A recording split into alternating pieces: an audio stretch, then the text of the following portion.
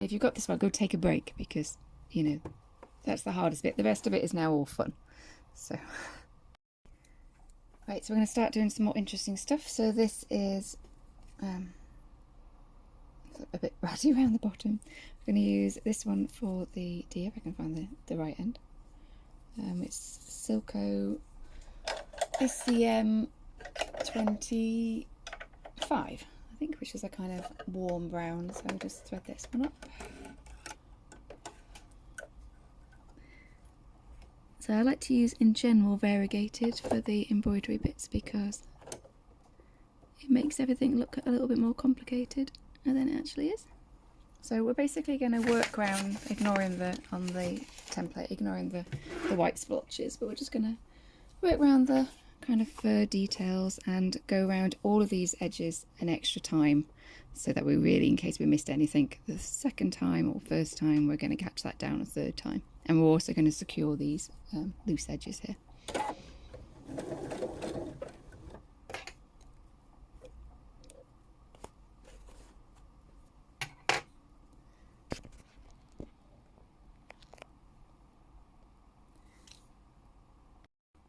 Occasionally, because we've got a lot of threads going, so I'm just going to lift this up. I've just caught one of the, you might find it feels like it's not moving, and you can say in one direction but not another, and sometimes it's just caught on one of the loops underneath. So where I was, where I've moved from one area to another, I don't tend to cut those bottom loops, because, well, I'd rather, there's no really reason to cut them as long as they're not tight, and it helps things not undo. So, but occasionally they get caught, so I've just snipped that free, and now the machine will move nicely again.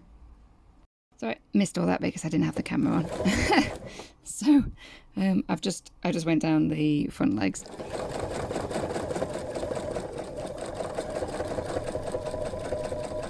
Under the chin as neatly as possible there, because I don't really want anything else going on. We're just trying to really exaggerate some of these fur bits, lots of nice zigzags, being mindful of which way you want the fur direction to go.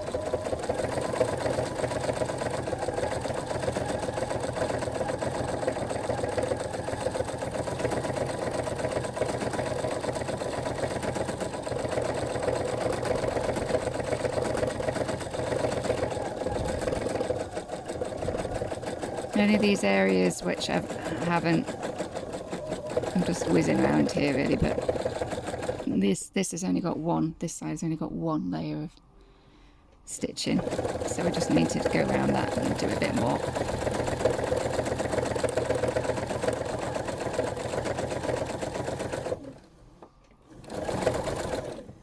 Okay, I'll just finish that off there. Oh, actually, nope, we need a little bit further because this bit of leg hasn't been secured twice.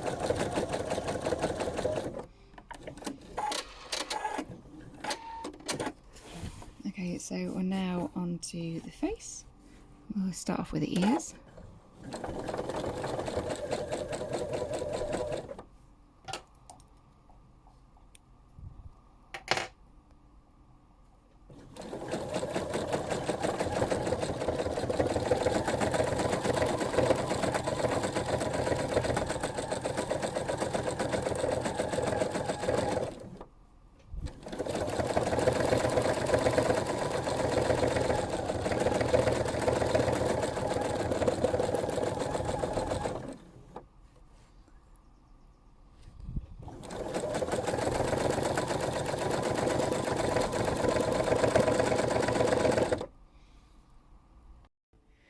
So we're going to go round here and secure this bit which wasn't attached before.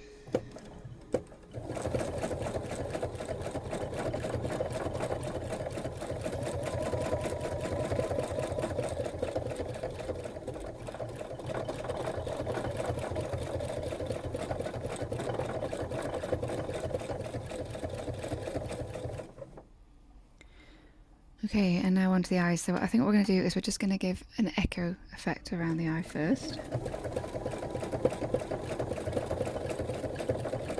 And then down around the cheekbones.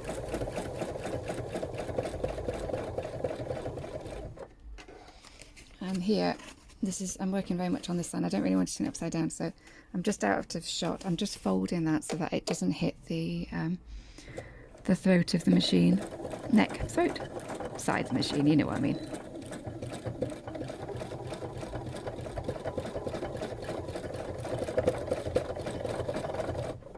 Okay, and then I think go around another time.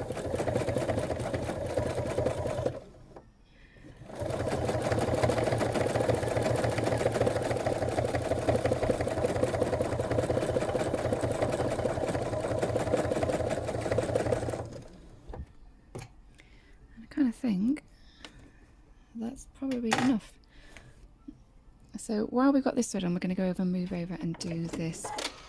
Put some on this butterfly over here because it's the right kind of colour. And while I do a lot of thread changes, there's no sense in making life too difficult, is there?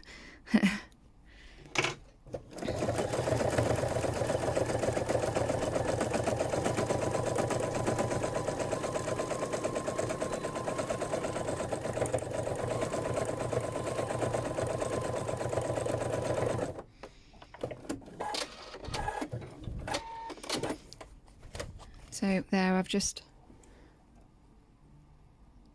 get it to focus. I've just gone round all the wings, round all the edges, add a little bit of a body in, and I've zigzagged in a little bit to make it look a bit frillier. Okay, so change the thread.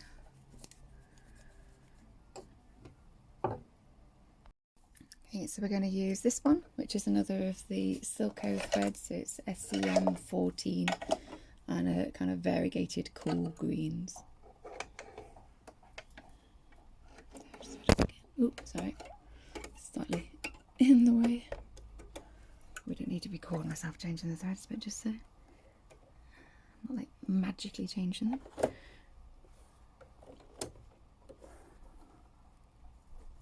Actually, it doesn't actually take that long to change threads.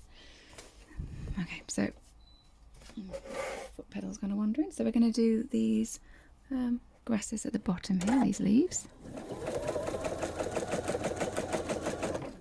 So grasses and flowers and leaves are a lot easier because, you know, you're not trying to make a recognisable face or anything. So just go around each of them. We're going to add a stem up for these flowers here. Just do it a couple of times because you don't want them to be too namby-pamby stems. Another one here. And you can add extra zigs and zags.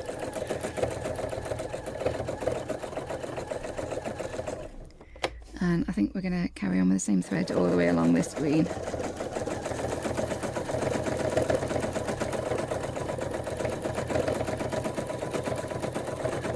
A little bit up for the stem.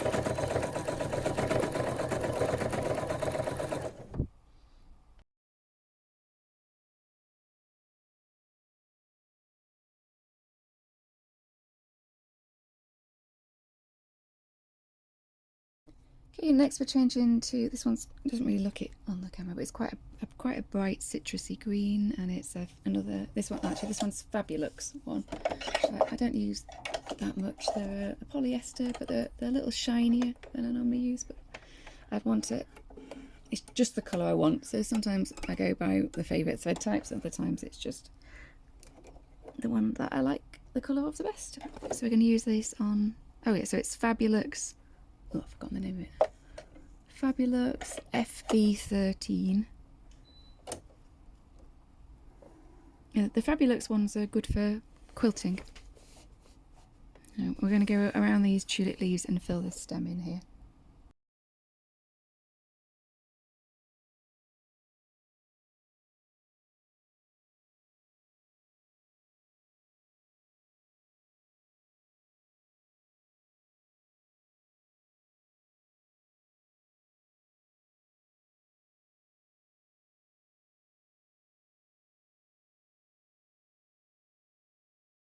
I'm going to use this one, which is just a touch darker, not quite as, it doesn't look much in this thing, it's a little darker, and we're going to use that for these tulips up here because I wanted to kind of lighten up the tulip leaves at the bottom, and this one I want to slightly mute that brighter colour at the top. So this one is 2T cotton, so it's TU32.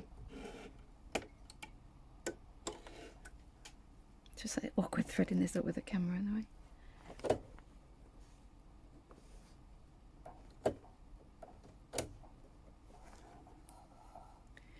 Okay, so we're going to go around these, and we'll use it for the daffodil stems because we use the same green for those as well.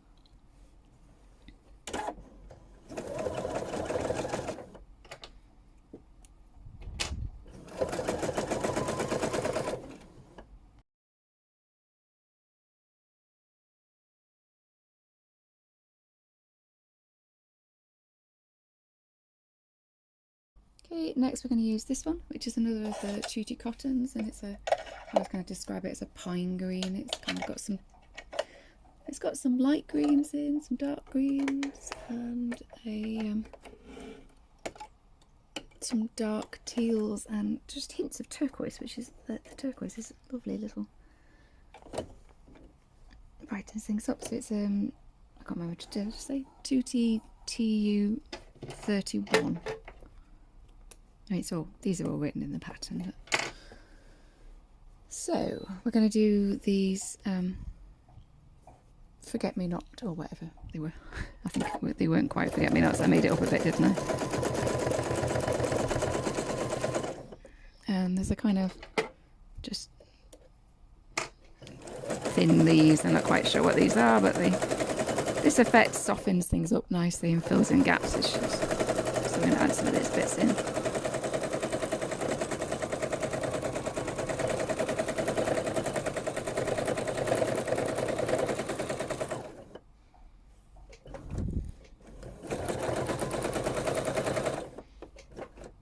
A little bit over here.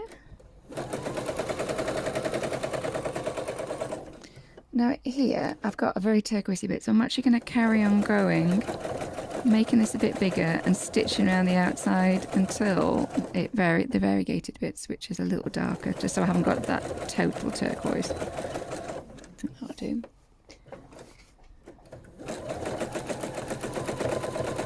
There's quite a turquoisey bit here. There we go, there's some of the darker bit coming in, so I'm just going to outline them in those as well. And we'll make a few stem bits. And then down to this. Now these are crocuses, but we'll use the same thread because it stands out nicely against this dark green.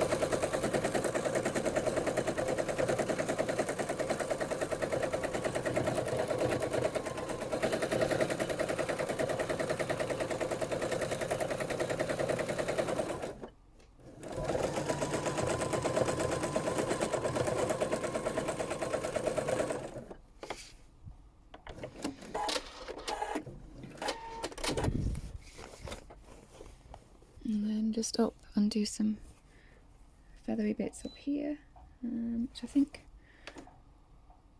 we're going to actually change threads, and we're going to go back to that Silco 14, so the SCM 14. I did try, where possible, to not go back and use the same thread again, because it's just an unnecessary thread change, but that's the colour I want.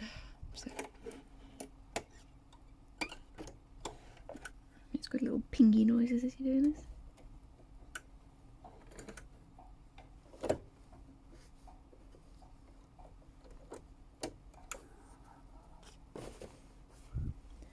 So there's just a little bit of leaves across here that I want to do.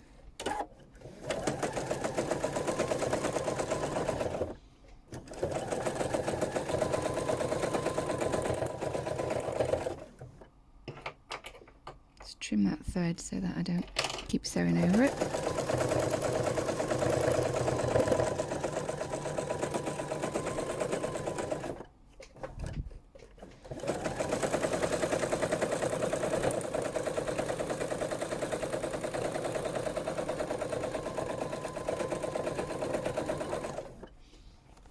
Yeah, that's quite nice.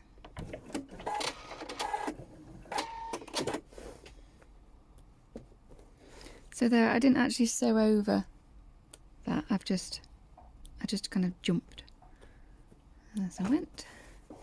Right, so we're just gonna trim any of these short on the front, and I'm leaving the back still joined up.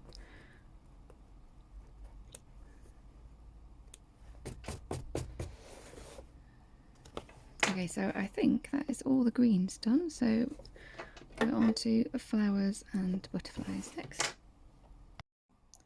So I've just changed over to a variegated purple now, and we're just going to be working around all these flowers. So the flowers are pretty simple, and we're just going around the outline and then adding a little bit of kind of zigzags to give the top a kind of frilled edge. On some of the bigger ones, then I'll put that kind of frilliness down the side of the petal, especially on the tulips where they've got that kind of, they have that kind of feathery stripe going up the side of them.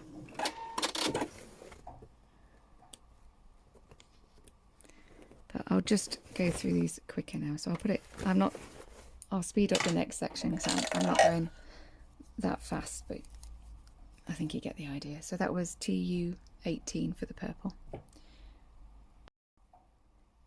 TU 16 Tutti Cotton is a variegated kind of pinky purple.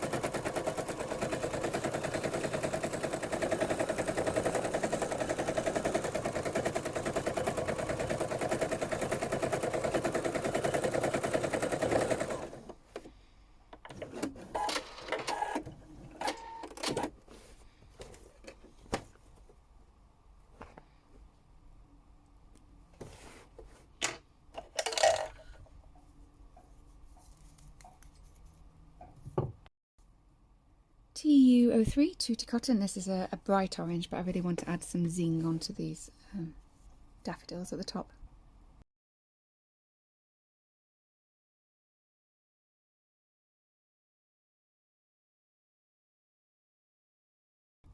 This one is another Silco and is SEM 30 and it's a very pretty red kind of pink orange light lilac. It's really nice. I'm going to use that on this tulip here.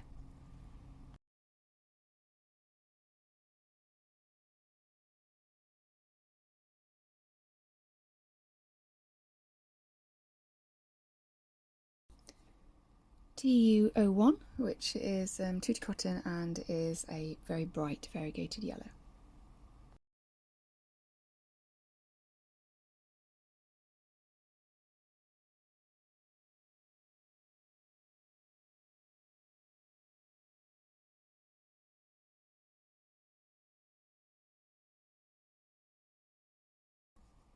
Another Silco one, I think this is SEM 10, which is a variegated light pink that I'm going to use on that tulip at the top.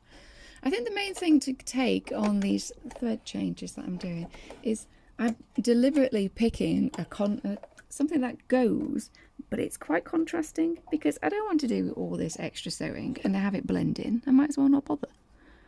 And I do see sometimes where people do them in the colours, they blend in and it just feels, instead of making it look more complicated,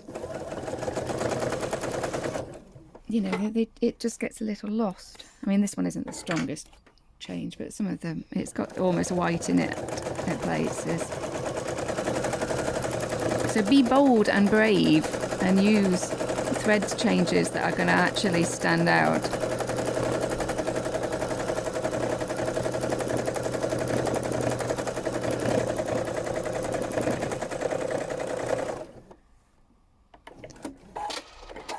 because it will be worth it.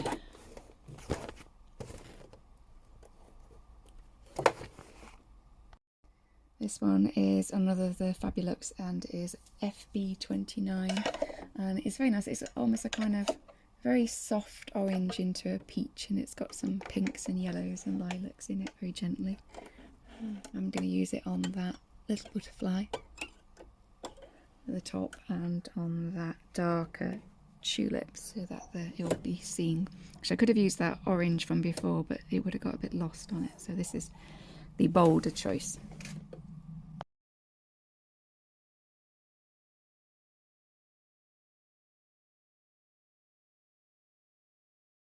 Okay, so on to some of the finishing details now. So we're going to put some spots on the butterflies, and this is a designer polyester. These are all by Wonderful, DS222, and is a plain light taupe, because I don't think we need too much going on the butterfly dots. So I think a plain one is fine.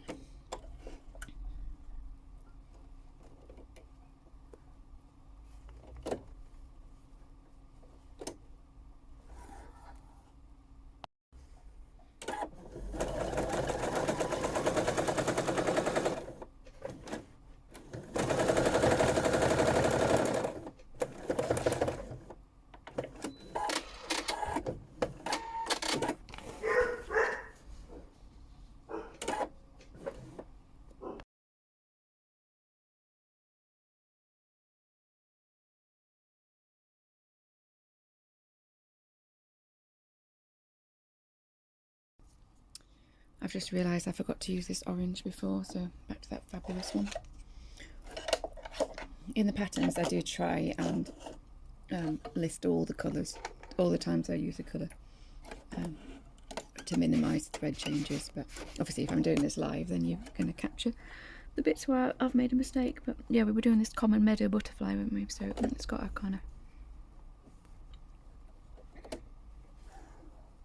a bit of a kind of orange spot thing going on.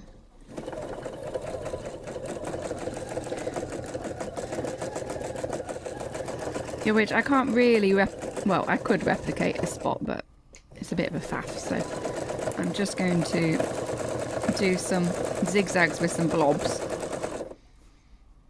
and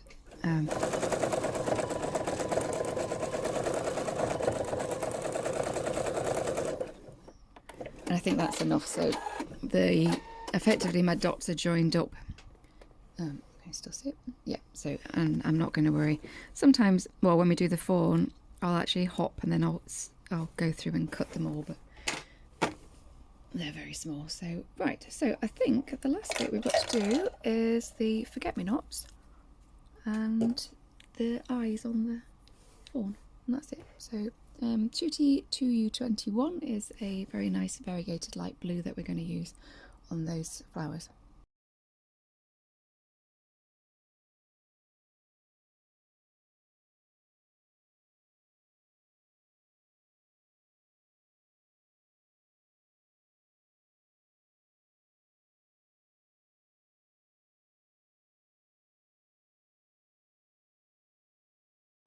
I think I might have missed all that last bit. So I've changed over to a variegated purple, which is Fabulux FB15, which has kind of got some heather greys in and cool mid purples. And we're going to do these grape hyacinths starting from the top.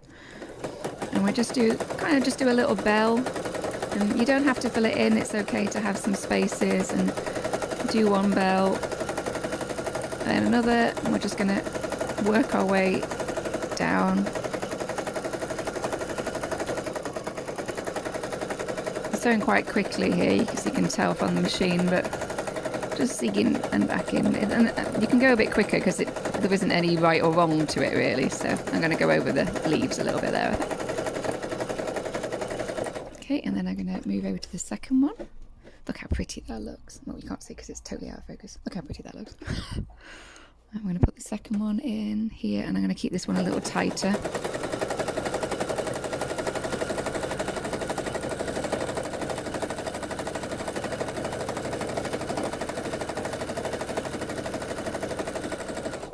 And then we're going to go over to where these smaller ones here. There were just a couple, and these are, again, I'm going to start from the top, but we're going to keep these more as closed loops as opposed to open for the mascari.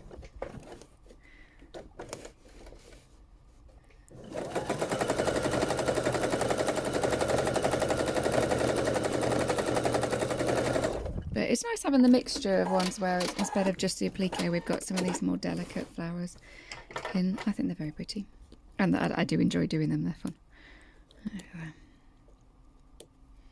There you go. So it looks very nice. Right, so I think now we are on to the fawn, of which on that we're going to use these three colours. So I've got a black, which is DS, a designer polyester DS 431, and this variegated white, which I use a lot because this was one of these big reels, and I use them. I think this is my second one of these ones. It is a Tutti Cotton TU 41. Now, you don't have to use the variegated white. It just adds a little touch of interest, and for the amount we're going to use, it doesn't really matter at all. And then I'm going to use a tiny bit of this tan, which is a designer polyester D830. So we're going to use that one first. So I won't speed this up, just so you can see what I'm doing. So we thread in the machine again. See, you do get quicker and quicker at rethreading your machine. It isn't that bad to do. Just make sure you really pull it into the tension wheel so you don't get a big mess up. Right, so what we're going to do on these eyes here is we're just going to sew a tiny bit. I mainly want it to be pupil, but I just like a little bit of colour in there. So we're going to sew just a tiny bit of this lighter brown around the outer edge. On this side it's a bit messed up due to that crow's nest underneath. Okay, and that's enough for that. So it really is just a little bit on the outer edges. Yeah, I don't even want to turn it over to look at that mess on the back. So then onto the black. We're going to fill in the pupil, and we're also going to just do one sweep up to do the eyelashes. And we need to be careful that it is just the one sweep, because we don't want it to look like it's got like stick-on eyelashes, false eyelashes. No, it's going out on the down. So Mary is a delicate little fawn, and she would never. Okay, so in the centre, I try not to. We want to fill it in the minimum that we can. Okay, so enough for it to kind of look mainly filled in. Oh, actually, it's quite difficult to see this with my camera in the way. Okay, and then a sweep up. I think that will be enough.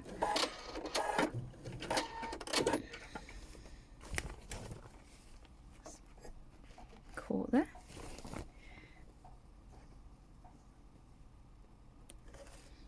And then the same on the other side. I have to neaten this up a little bit. Right.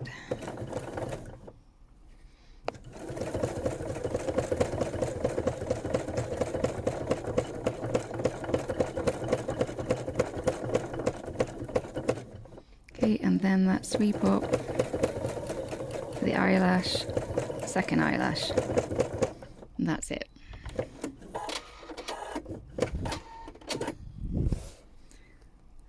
Okay, trim everything neat, and now I need to do the very careful bit with the,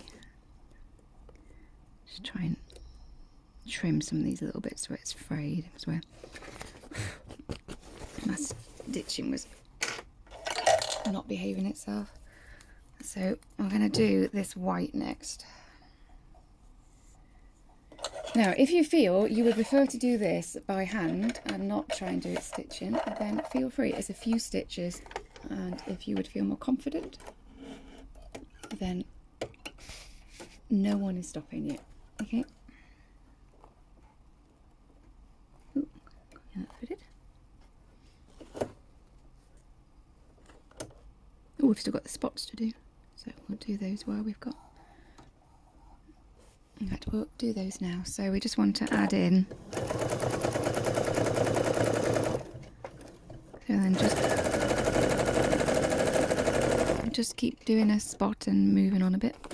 Oh, that's why it's slightly caught there. Ooh. I've got some black fluff that just went on there. I'll have to ferret out. Oh, it's gone. That's okay. So I'll speed this up in a bit now because it's going to be time consuming.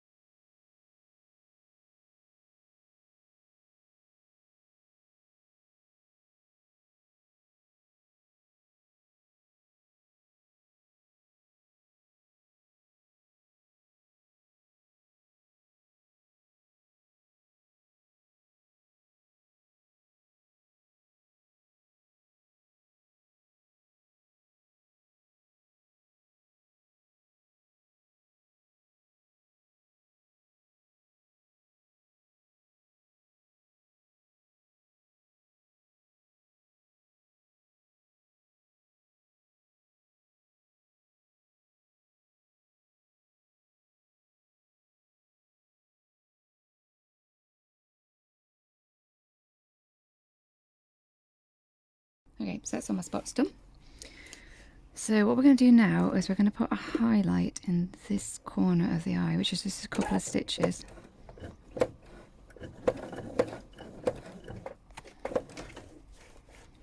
And the same in the other one.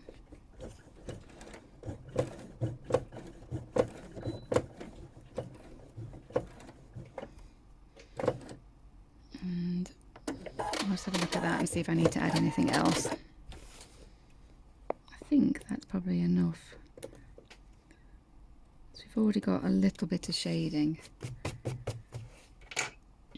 on the iris colour that we picked on the edge, so that's already lightened that up, and these are quite small eyes. Sometimes I put an highlight,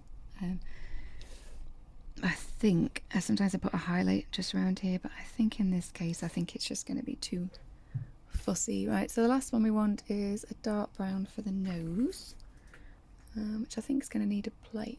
Let's go be brave, be brave. We're going to go for this one, which is a variegated.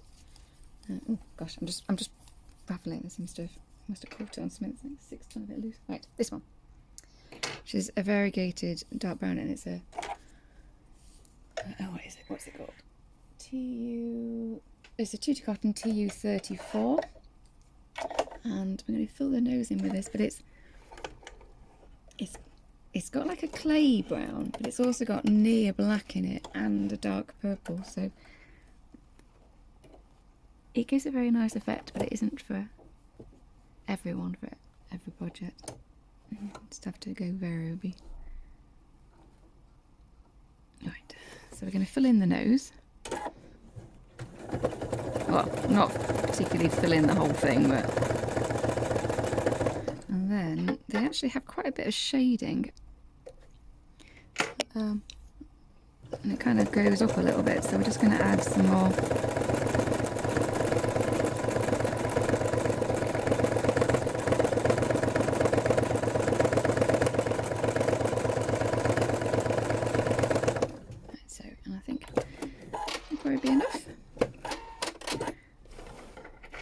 We got some of those darker colours coming in there, and some bits we got away without.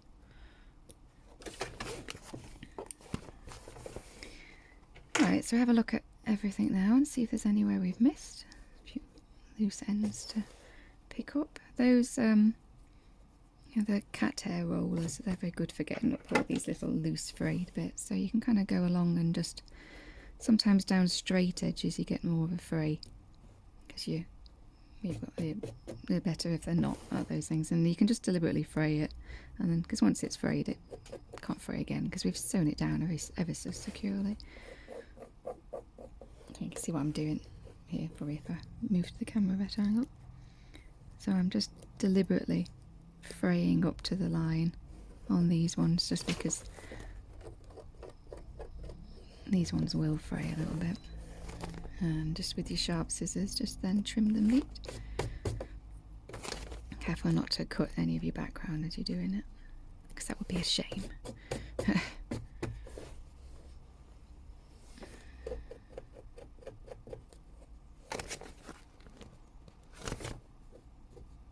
mean, I don't think a little bit of fraying is the end of the world, to be honest. I mean, I called it raggedy rough because I wanted to make sure that people were aware that the edges were a little raggy. It tends to be these long, thin ones that fray the most.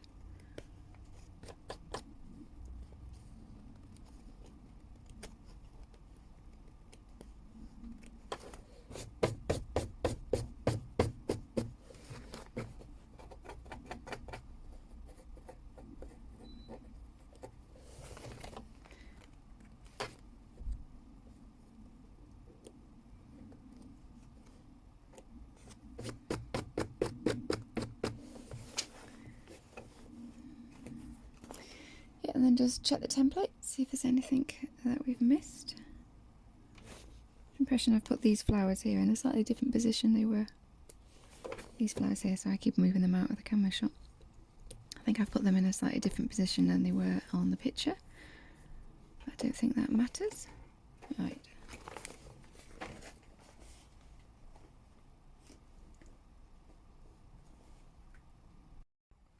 Okay, so I think we've got everything sewn. So the next bits to do are to remove the stabiliser. You can't leave this, but I never like to do it later, so I'm going to do it now and show you what we're doing. So just try and get rid of anything that's effectively the background. Support any delicate bits with your fingernail or finger as you go in, so that you're not pulling on them. You can see that massive knot that I got around that eye, which did not make doing the eyes any easier then. So hopefully that won't happen to you. It's always, when that kind of thing happens, it's always in a delicate bit that you would prefer it hadn't happened to. So by taking this stabiliser out, we're also kind of giving the background a chance to spread out a little bit how it would like. So then that should reduce the amount of wrinkles that we get. But as long as you've not been sewing with your thread too tight or sewing too fast, one of the reasons I say, although it's a bit late to say that at this point, but I did suggest earlier, don't sew too fast, because when you sew fast it has a tendency to kind of gather it up a little bit. So